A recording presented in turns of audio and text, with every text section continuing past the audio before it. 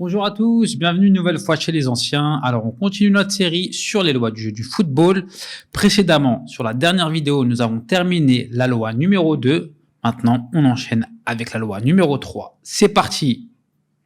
Loi numéro 3, joueurs. Premièrement, nombre de joueurs. Tout match est disputé par deux équipes, composées chacune de 11 joueurs, dont l'un est gardien de but.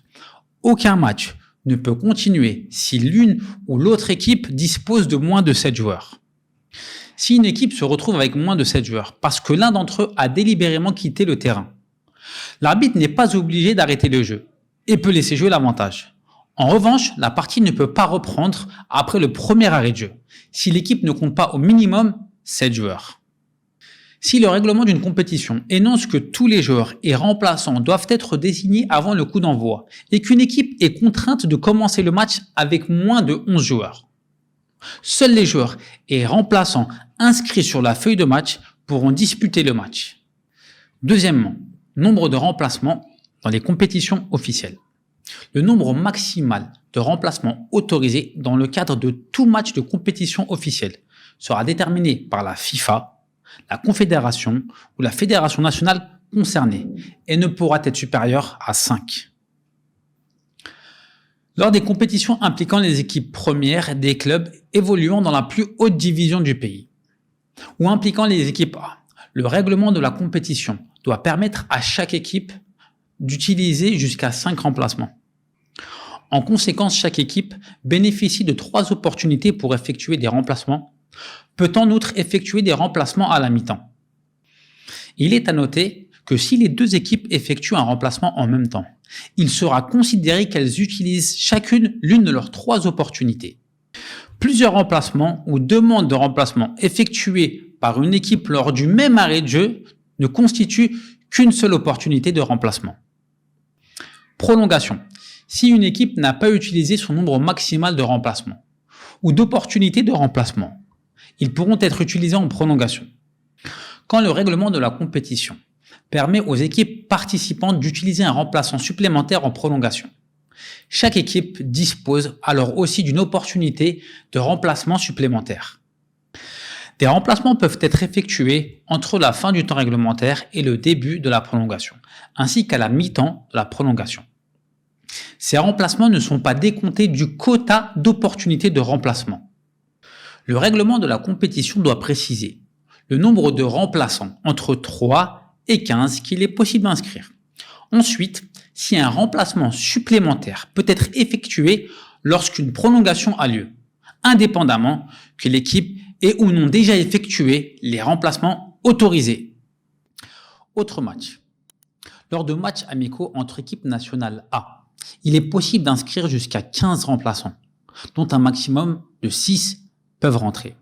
Dans tous les autres matchs, un plus grand nombre de remplaçants peuvent être utilisés à condition que les équipes s'entendent sur le nombre maximum de remplaçants autorisés, que l'arbitre en soit informé avant le match.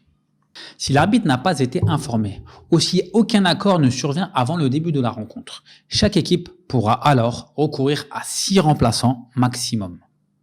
Concernant les remplacements libres, l'utilisation des remplacements libres est uniquement permise chez les jeunes, les vétérans, les handicapés et le football de base, sous réserve de l'accord de la Fédération nationale, de la Confédération ou de la FIFA.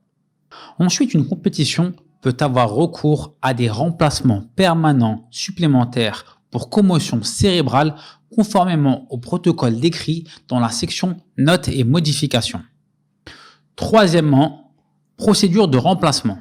Le nom des remplaçants doit être communiqué à l'arbitre avant le début de la rencontre. Tout remplaçant dont le nom n'a pas été donné à l'arbitre à ce moment-là ne pourra participer à la rencontre. Lors de chaque remplacement, il convient d'observer les dispositions suivantes. L'arbitre doit être préalablement informé de chaque remplacement. Si un joueur amené à être remplacé refuse de quitter le terrain, le jeu se poursuit. Et enfin, le joueur amené à être remplacé reçoit l'autorisation de quitter le terrain, à moins qu'il ne soit déjà sorti, et doit quitter le terrain par le point des limites les plus proches de l'endroit où il se trouve, à moins que l'arbitre l'autorise à sortir rapidement et immédiatement au niveau de la ligne médiane ou tout autre endroit, par exemple pour raison de sécurité ou en cas de blessure. Et il doit immédiatement gagner la surface technique. Ensuite, concernant le remplaçant, il ne pénètre sur le terrain qu'à l'occasion d'un arrêt de jeu, qu'au niveau de la ligne médiane, qu'après la sortie du joueur qu'il doit remplacer et qu'après avoir reçu un signe de la part de l'arbitre. La procédure de remplacement s'achève au moment où le remplaçant pénètre sur le terrain. Le joueur qui est sorti devient un joueur remplacé et le remplaçant devient un joueur et peut alors procéder à toute reprise du jeu. Tout remplaçant ou joueur remplacé est soumis à l'autorité de l'arbitre, qu'il soit appelé à jouer ou non. Quatrièmement, permutation avec le gardien de but. Chacun des joueurs peut permuter avec le gardien de but pourvu que l'arbitre en soit préalablement informé et que le remplacement s'effectue pendant un arrêt de jeu. Cinquièmement, infraction et sanction. Si un joueur inscrit comme étant remplaçant débute un match à la place d'un joueur inscrit comme étant titulaire et que l'arbitre n'est pas informé de ce changement. Plusieurs points. L'arbitre autorise le joueur inscrit comme étant remplaçant à continuer le match. Aucune sanction disciplinaire n'est requise. Le joueur inscrit comme titulaire peut devenir remplaçant. Le nombre de remplaçants n'est pas réduit et l'arbitre rend compte de cet incident aux autorités compétentes. Si un joueur permute avec le gardien de but sans l'autorisation de l'arbitre, ce dernier laisse le jeu se poursuivre, avertira les deux joueurs à l'occasion du premier arrêt de jeu, sauf si la permutation a eu lieu à la mi-temps ou la mi-temps de prolongation, entre la fin du match et le début de la prolongation et ou tir au but. Pour toute autre infraction, les joueurs seront avertis. Le jeu reprendra par un coup franc indirect à l'endroit où se trouvait le ballon au moment de l'interruption. Sixièmement, exclusion de joueurs ou de remplaçants. Nous allons voir ici à quel moment un joueur peut être exclu et quelles en sont les conséquences.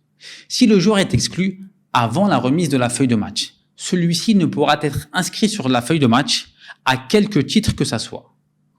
Deuxième cas, si un joueur inscrit comme étant titulaire sur la feuille de match est exclu avant le coup d'envoi, il pourra être remplacé par un remplaçant. Néanmoins, ce dernier ne pourra pas être remplacé. Mais le nombre de remplacements prévus pour l'équipe n'en sera pas réduit pour autant. Et enfin, dernier cas, le joueur qui est exclu après le coup d'envoi ne pourra évidemment pas être remplacé. Petite note concernant le remplaçant, un remplaçant désigné comme tel, exclu avant ou après le coup d'envoi, ne pourra pas être remplacé. Septièmement, personne supplémentaire sur le terrain. L'entraîneur et les autres officiels désignés sur la feuille de match, à l'exception des joueurs et des remplaçants, sont les officiels de l'équipe. Et toute personne non inscrite sur la feuille de match en tant que joueur, remplaçant ou officiel d'équipe sera considérée comme agent extérieur. Si un officiel d'équipe, un remplaçant, un joueur remplacé ou exclu ou un agent extérieur entre sur le terrain, l'arbitre devra interrompre le jeu uniquement si la personne en question interfère le jeu. Et ensuite, il devra lui faire quitter le terrain au premier arrêt de jeu. Et enfin, il devra prendre des mesures disciplinaires appropriées. Nous allons voir ici quelle sera la reprise du jeu. Si le jeu a été interrompu à cause d'une interférence provoquée par un officiel d'équipe, un remplaçant, un joueur remplacé ou exclu, le jeu reprendra par un coup franc direct ou un penalty. Néanmoins, si l'interférence a été provoquée par un agent extérieur, le jeu reprendra par une balle à terre.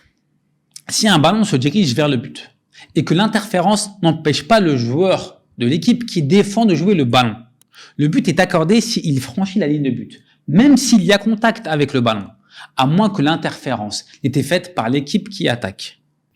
Huitièmement, joueur hors du terrain.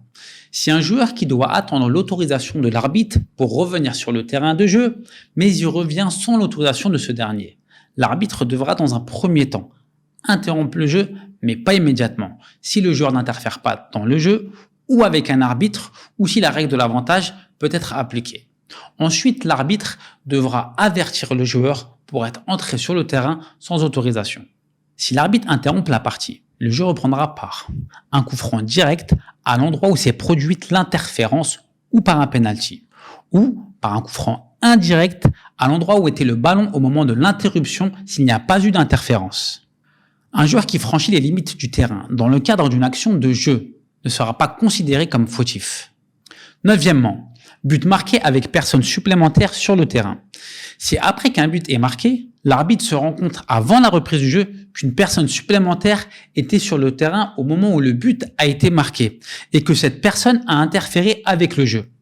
L'arbitre devra refuser le but si la personne supplémentaire était un joueur, un remplaçant, un remplacé, un joueur exclu, un officiel de l'équipe qui a marqué le but. Le jeu devra reprendre par un coup franc direct à l'endroit où se trouvait la personne supplémentaire. Et l'arbitre refusera le but si la personne supplémentaire était un agent extérieur ayant interféré avec le jeu, à moins que le but ait été marqué comme annoncé un peu plus tôt dans la rubrique « Personne supplémentaire sur le terrain ».